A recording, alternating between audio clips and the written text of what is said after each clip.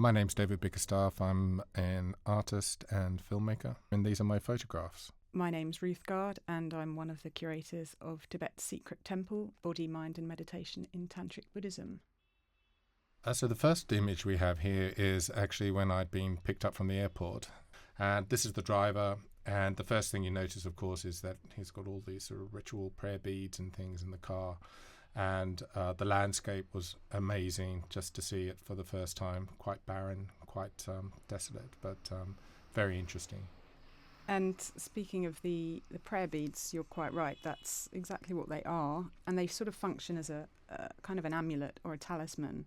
And each set would have 108 beads on it that would be used to help count mantras as you're praying. The northern view of the Potala is where the lake is, and the lake came into existence while they were building the Potala Palace during the 17th century. And they were excavating soil to create the palace, and this is what created this huge hole. And there are natural springs all around the mountain, all around the hillside, which then flooded into the hole to create this basically man-made lake. So the yellow painted part of the building is a separate chapel within the Potala. The red part is where it shows where the Dalai Lama lived, and the white painted part was the part of the palace that served as the government's residence. There's a set of steps towards the bottom that lead up to the entrance to the Potala, where you can see black curtains made of woven yak hair, and there's the white shapes on those curtains show the endless knot, which is one of the 8 auspicious symbols. And its meaning can be quite varied, but one of them is the intertwining of wisdom and compassion, which is central to Tibetan Tantric Buddhism. In my photographic and filmic practice, I've always been fascinated by graffiti and messaging and how you can reconstruct composition through graffiti and create your own narratives, even if it's stuff that you don't really understand, but it becomes more like symbols and a type of visual language. Obviously, I don't quite know what this is, but this is graffiti at the base of the Potala, which I was fascinated by because some of it's actually very high, so they must have got up somehow to make these incredible paintings, and there's quite a lot of it across the cliff faces of the Potala. What you have here are 3 deities, the 3 central deities of Tibetan Buddhism. On the left we have Avalokiteshvara, who is the deity of compassion. In the middle you have Manjushri, the deity of wisdom, and on the right Vajrapani, the wielder of the thunderbolt, so he symbolises power. They function together as the 3 central figures and the 3 central characteristics of Tibetan Tantric Buddhism. As a photographer or image maker, I'm always interested in seeing these curious ensembles that sort of appear in Tibet. And here was one where you have postcard of the Potala along with a water offering and what looks like dried up food or wax or candles. And for me, I don't know what the meaning is, but it's a curious assembly. It's something human about the way that has been left and not interfered with. Here we have 7 traditional offering bowls in the main Jokang temple, offering to enlightened Buddhas, which contain water, but garnished here with fragrant powdered flowers and herbs. The one thing about Tibet that is so ubiquitous are prayer wheels. Prayer wheels are everywhere, and the sound they make is constantly in your ears. And it's the sound of rotation, it's the sound of pilgrims walking past them and rotating the prayers, sometimes citing mantras.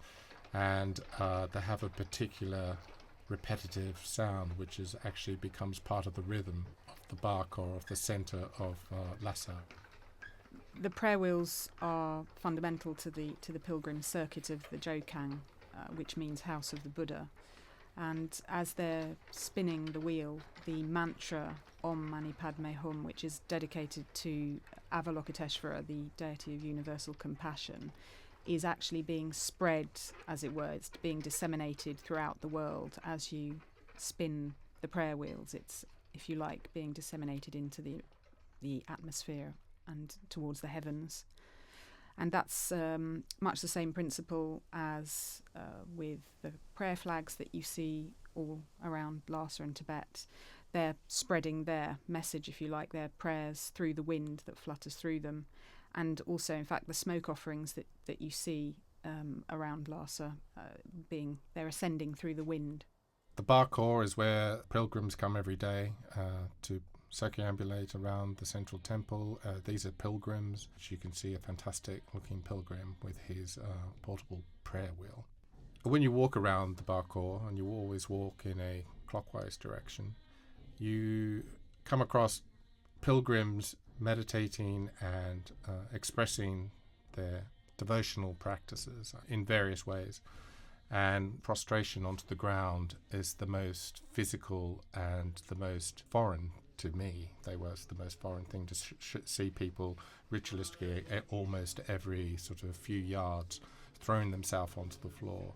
And he wears shoes on his hands, as it were, to protect them against, as he's sliding against the ground, and he would probably have protection on his knees as well.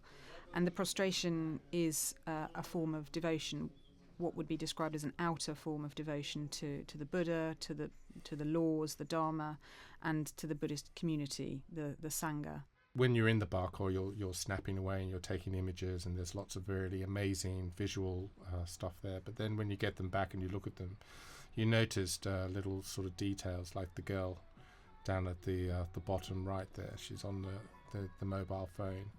And there is a lot of this. It's not just an ancient culture. It's sort of lost in time. There's actually a lot of modern amenities and things, and it's quite an interesting thing to observe. A lot of my photographs, I like to see that cross-cultural thing between ritual and the contemporary world, and how it imposes on that ritual. This cylindrical form is a symbolic representation of the sacred canopy, which is one of the 8 auspicious symbols, and these are typically seen on the rooftops of temples. And in the middle, you can see this fabulous grinning face.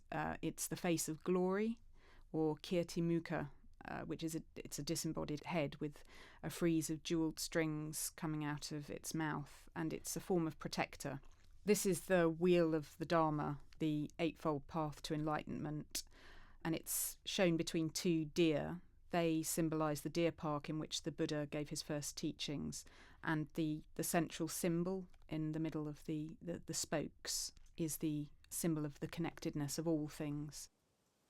This is a view from Samye Monastery looking across to another smaller monastery in the plains between it and the river, and so you can see its close connection to the mountains and nature, and this connection with nature is a very powerful thing when you go to Tibet, to see this relationship between the places of devotion and its incredibly powerful natural surroundings.